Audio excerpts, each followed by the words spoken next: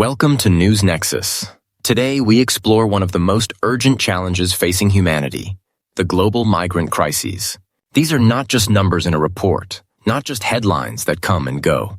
They are stories of real people, families, children, and communities forced to leave behind everything familiar in search of survival, safety, and hope.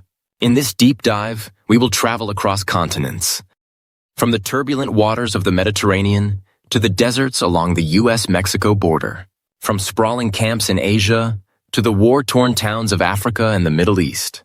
Each region tells a piece of the bigger picture.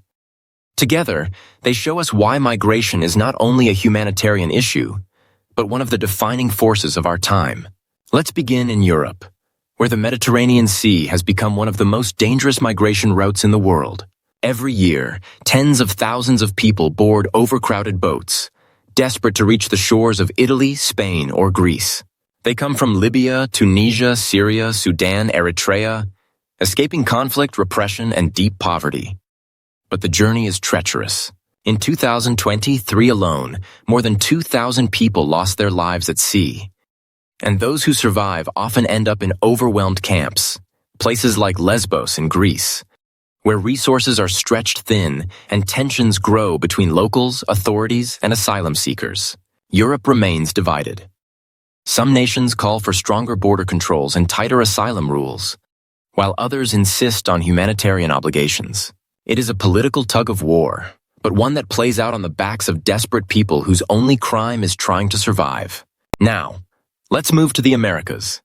The U.S.-Mexico border is one of the most heavily covered migration hotspots in the world. Every day, thousands attempt to cross. Some flee gang violence in El Salvador, Honduras, or Guatemala. Others come from Haiti or Cuba. And more recently, millions from Venezuela. Escaping one of the worst economic collapses in modern history, many of these families brave the Darien Gap, a dense and lawless jungle between Colombia and Panama. Others face deserts, rivers, and organized crime groups. At the border, facilities in the United States are overwhelmed. Political battles in Washington rage on. How to balance enforcement with humanitarian care. But for migrants themselves, politics matter less than survival.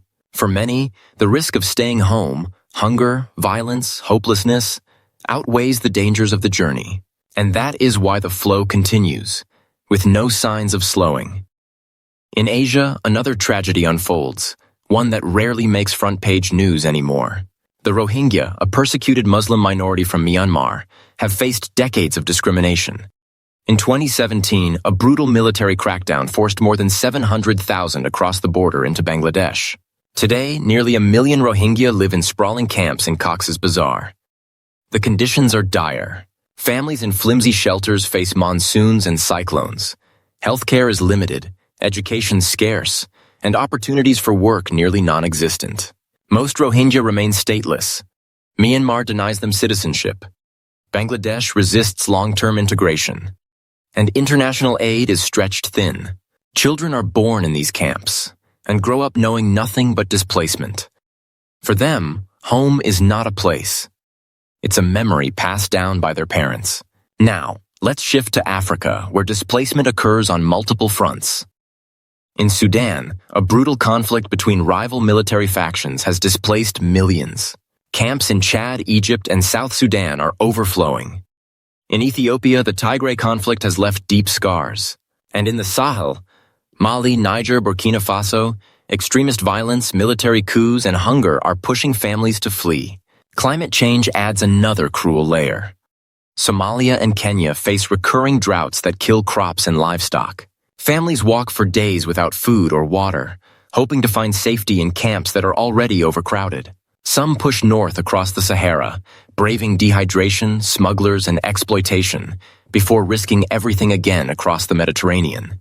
Africa today is home to nearly half of the world's internally displaced people, and the numbers are still growing. The Middle East, too, remains scarred by conflict. Syria's civil war, now stretching into its second decade, has forced more than 6 million to flee abroad. Turkey, Lebanon, and Jordan host the majority. But each of these countries is under strain. Lebanon facing its own economic collapse, Turkey facing rising domestic pressure, Jordan struggling with limited resources. Yet the refugees remain, with no safe path back home. In Yemen, war and famine have displaced millions more.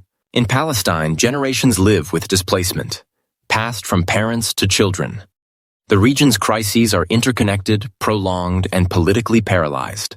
For millions of people, there is no clear way back and no easy way forward. But conflict is not the only driver of migration. Climate change is emerging as one of the most powerful forces reshaping human movement. Rising seas threaten island nations in the Pacific and Indian Oceans. Floods in South Asia displace millions each year.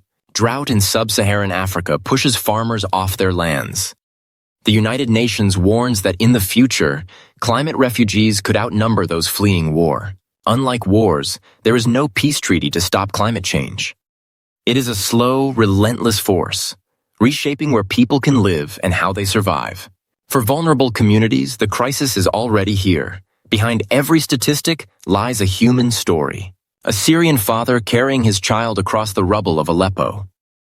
A Venezuelan mother walking thousands of kilometers to secure food for her children. A Sudanese teenager crossing the desert alone, not knowing what tomorrow holds. These are not numbers. These are human beings, forced into impossible choices. Stay and risk death. Leave and risk everything. The biggest migrant crises happening right now stretch across every continent. They reveal a world struggling with inequality, conflict, and climate instability. Whether it is boats in the Mediterranean, caravans at the U.S. border, or camps in Cox's Bazar, these crises challenge the very principles of compassion and global responsibility. The question is not whether migration will continue. It will. The real question is how we, as nations, as communities, and as individuals, choose to respond. Will we build walls and turn away? Or will we recognize migration as part of our shared human story? One that demands solutions rooted in dignity, security, and humanity. This is not just a political issue. It is a moral test of our time. Thank you for watching News Nexus. If you found this exploration valuable, please like, share, and subscribe for more in-depth reporting on the issues shaping our world. Stay informed, stay aware, and stay connected.